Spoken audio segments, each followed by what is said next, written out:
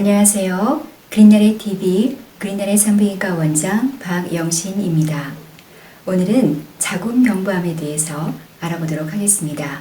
준비한 자료 함께 보실까요? 오늘은 자궁경부암에 대해서 알아보겠습니다.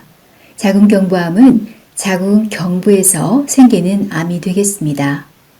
이 전체가 자궁인데 이 부분이 자궁경부가 되겠습니다. 목이라는 뜻이죠. 영어로도 서빅스 똑같습니다.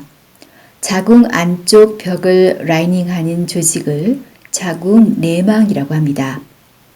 이 부분이 생리를 하는 부분이고 여기서도 암이 생기는데 자궁 내막암이 되겠고 드물지만 자궁 체부에서 생기는 암도 있습니다. 우리나라 여성 10대 암의 분포를 보시겠습니다. 1999년에서 2002년까지는 위암이 1등, 유방암, 대장암이 그 뒤를 잇고 있고 자궁경부암은 4위를 차지했습니다.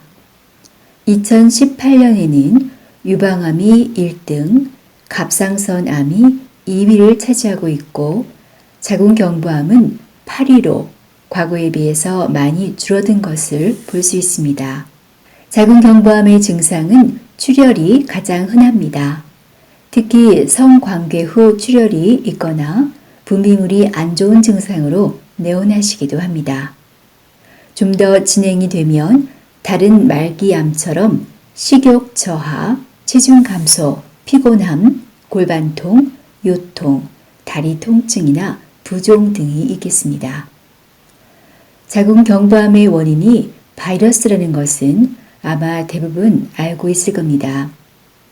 인유두종 바이러스, 영어로는 Human Papilloma Virus, 줄여서 HPV라고 하는 바이러스가 자궁경부암의 90% 이상을 일으키는 것으로 봅니다.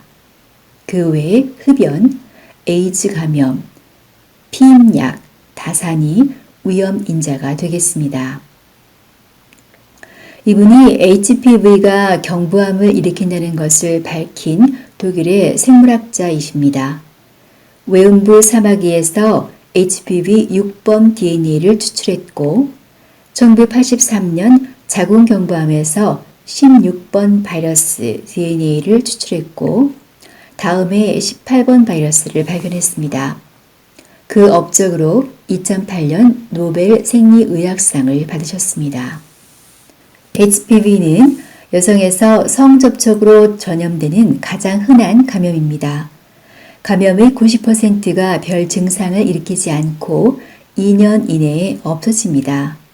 그런데 지속적인 감염을 일으키는 위험 인자로는 이른 나이에 첫 성경험을 한 경우, 파트너가 여러 명인 경우, 흡연, 면역력 저하 등이 있겠습니다.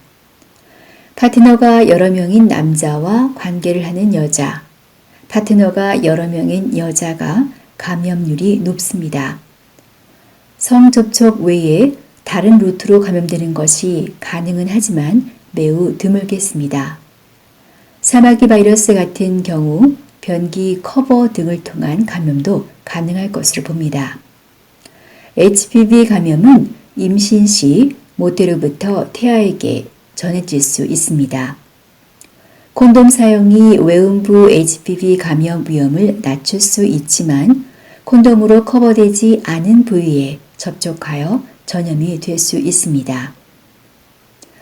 인유두종 바이러스는 자궁경부뿐만 아니라 여러 가지 암을 일으킵니다. 2008년부터 2012년 미국의 통계를 보시면 HPV가 일으키는 암으로 자궁경부암, 구강암, 외음부암, 항문암, 음경암, 질암, 직장암이 있고 약 80%가 HPV에 기인한 것으로 보고 있습니다. 그 중에서도 16번과 18번 바이러스가 60% 정도 기여하는 것으로 나타났습니다. HPV는 약 200여 종이 알려져 있는데 그 중에서 암을 잘 일으키는 것이 15개로 고위험군으로 분류되었고 3개는 아마도 고위험군, 12개는 저위험군으로 분류되었습니다. 고위험군 중에서도 16번과 18번이 가장 악독해서 이 두 바이러스가 자궁경부암의 70%를 일으키는 것으로 봅니다. 그 다음이 31번과 45번이 10% 정도를 일으키는 것으로 봅니다. 저위험군은 주로 사마귀, 곤지름을 잘 만드는데 그 중에서도 6번과 11번이 90%를 차지합니다. 바이러스가 감염됐다고 해서 바로 다 암이 되는 것은 아닙니다. 대부분 암 전 단계인 CIN, 이형성증 단계를 거쳐서 암이 되는데 평균 15년, 길게는 40년 정도 걸리는 것으로 봅니다.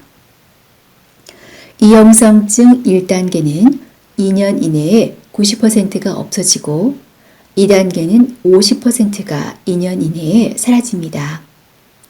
1단계 중 약 1%, 2단계의 5%, 3단계 중 12%가 암으로 진행하는 것을 봅니다. 최근에는 HPV 백신이 개발되어서 많이 접종을 하고 계십니다. 가다실과 서바릭스라는 제품이 있었는데 최근에 서바릭스는 거의 사장된 것 같습니다. 2006년에 처음 승인된 가다실은 4가로 6번, 11번, 16번, 18번 4가지가 예방이 되었습니다. 접종 대상은 9세에서 26세 여성이었는데 2009년에 남성도 접종 대상에 포함이 되었습니다. 2014년에 가다실 국가가 승인되었고 사가에 고위험군 5개가 더 포함되었습니다. 2018년에 접종 대상 연령이 45세까지로 더 확대되었습니다. HPV 백신은 자궁경부암의 78%, 외음부암의 40%, 질암의 60%, 항문암의 80%를 예방하는 것으로 봅니다. 그 외에 두경부암, 외음부 사마귀를 예방할 수 있습니다. 백신은 말 그대로 예방하는 것이고 이미 존재하는 HPV 감염이나 병변을 치료하는 효과는 없습니다. 이미 1개 이상의 바이러스에 감염된 여성일지라도 백신에 포함된 다른 HPV에 대한 예방 효과는 그대로 있기 때문에 접종을 하셔도 됩니다. 가다실이 모든 HPV 감염을 예방하는 것은 아니기 때문에 정기적인 검사는 그대로 시행해야 합니다. 접종 방법을 보시면 9세에서 14세 이하 여성은 어릴수록 항체가 잘 생기기 때문에 2회 접종만 하셔도 됩니다. 첫 회 접종 후 6개월에서 1년 사이에 2회 접종을 하시면 됩니다.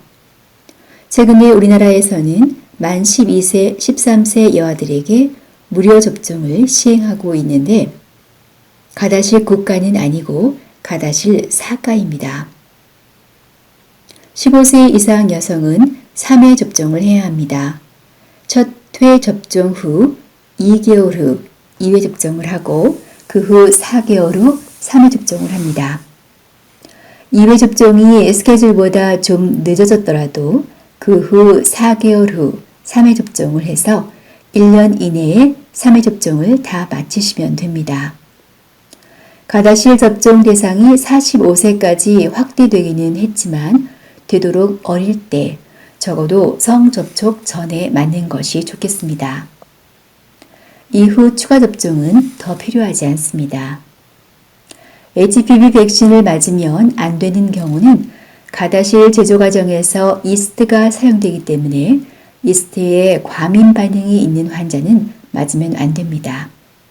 현재 급성 질환이 있는 경우 또 임신 중에는 맞지 않습니다. 백신 접종 시 약간의 부작용이 있을 수 있습니다. 접종 부위의 통증, 실신, 관절통, 근육통 등이 있을 수 있는데 다른 주사보다 좀 더 아프다고는 합니다. 그 통증 때문에 실신한 경우가 있어서 접종 후 15분 동안 병원 내에서 안정을 취하면서 관찰 후에 귀가하도록 권고하고 있습니다. 과거에 일본에서 백신 부작용이 문제가 된 적이 있었는데 그때 접종된 백신은 가라실이 아니고 서바릭스입니다. 2014년 백신 부작용위원회에서 HPV 백신과 보고된 부작용 사이에 상관관계가 없다고 결론을 지었습니다. 하지만 현재까지도 일본 정부는 맞고 싶으면 맞아라, 권유하지는 않는다는 책임 회피적 입장을 취하고 있습니다. 그래서 HPV 백신 접종률이 1%도 안 된다고 합니다. 그 때문인지는 모르겠지만 2009년부터 2019년까지 자궁경부암으로 인한 사망률이 9.6% 증가했다고 합니다. 다음은 자궁경부암 검사를 보시겠습니다. 자궁경부는 의사가 질경을 넣고 벌려서 직접 볼 수 있기 때문에 접근성이 좋고 검사가 용이합니다. 자궁경부를 브러쉬로 긁어서 떨어져 나온 세포를 관찰하는 검사입니다. 두 가지 방법이 있는데 직접 슬라이드에 도말해서 관찰하는 기존의 방법과 액체에 세포를 분리해서 필터로 한번 걸러 얇게 펴서 관찰하는 방법이 있습니다. 민감도는 기존의 방법인 팝스미어보다 액상세포 검사가 좀 더 높습니다. 민감도는 암이 있을 때 암을 발견할 확률인데 팝스미어가 50% 정도밖에 안 됩니다. 액상세포 검사는 60% 이상으로 좀 더 민감도가 높습니다. 특이도는 암이 없을 때 결과가 암이 없다고 나올 확률인데 이것은 팝스미어가 좀 더 높습니다. 그 말은 액상세포 검사가 암이 없는데도 암이 있다고 나오는 경우가 더 많다는 것입니다. 액상세포 검사가 판독하기에 더 적합한 검체인 것으로 보여집니다. 자궁경부암 검사를 더 정확히 하기 위해서는 몇 가지 주의사항이 있습니다.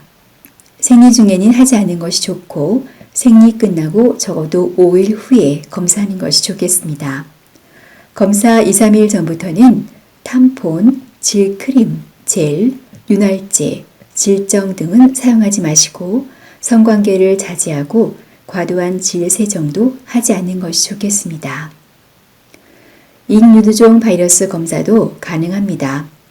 HPV 검사의 민감도가 90% 이상으로 매우 높은 것을 볼 수 있습니다.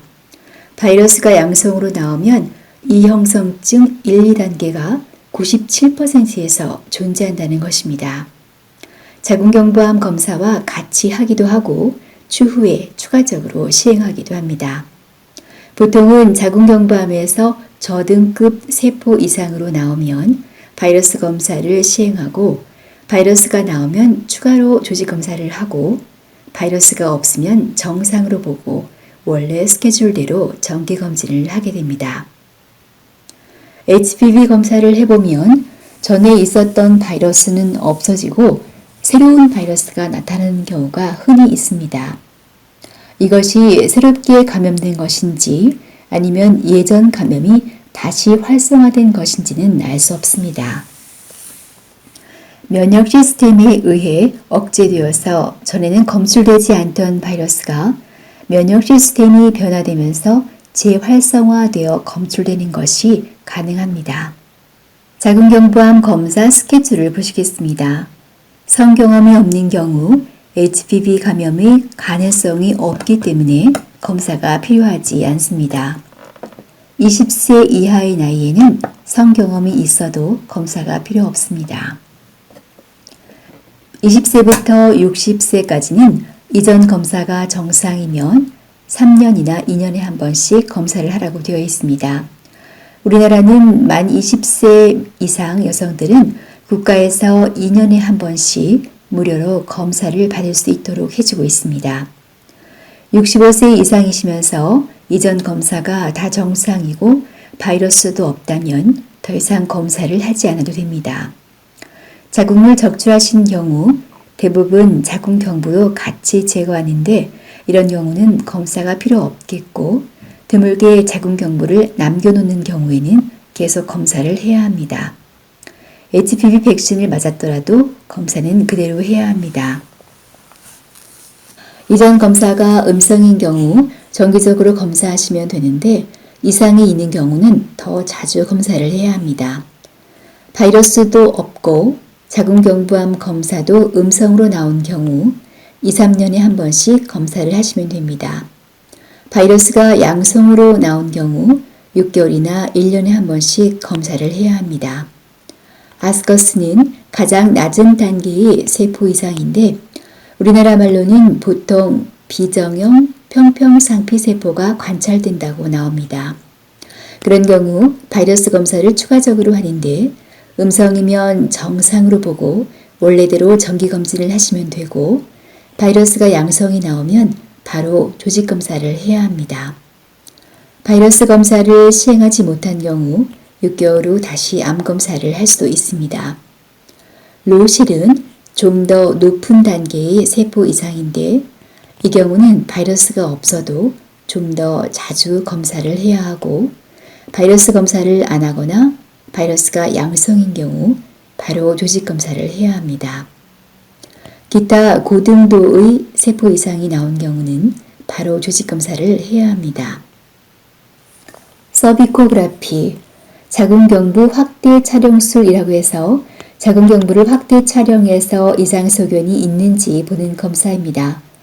환자들에게 보여주면서 설명하기는 좋지만 팝스미어보다 정확도가 떨어지고 위양성률도 높기 때문에 추가적으로 이 검사를 하는 것이 진단에 더 도움이 되지는 않습니다.